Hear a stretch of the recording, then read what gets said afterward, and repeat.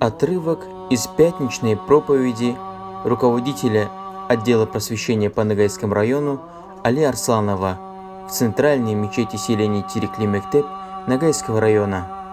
Говоря о важности тоже Яум аль-Ашура, об этом дне, один человек в Египте, бедный человек, у которого дома голые стены, из одежды только одна выходная одежда, отправился в мечеть Амра ибн Аса, ради Аллаха, он сподвижника великого. И когда находился в его мечети, этот Яум аль-Ашура, адатом был, что женщины туда приходили совершать намаз, это в женской нише.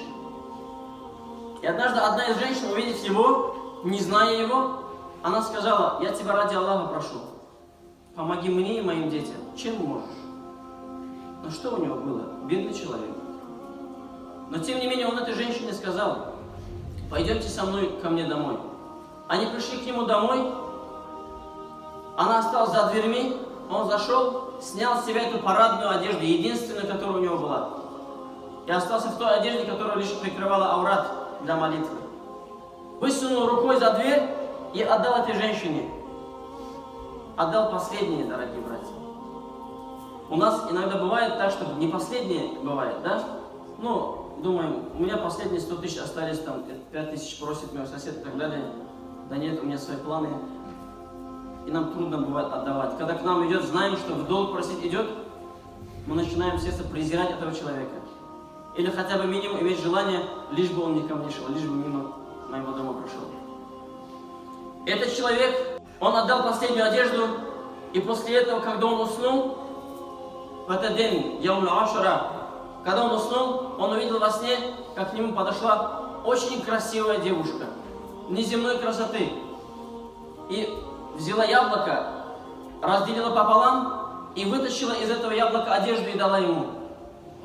Он не понимал, что происходит. Он спросил: ты кто? Ты откуда? Удивленный ее красотой, не имея возможности отвернуть от нее взгляд из-за ее красоты, она сказала: поистине Гурия, которая является одной из твоих жен в раю. Меня зовут Ашура, сказала эта женщина. Это Гурия. И он, проснувшись, он не мог не думать о ней.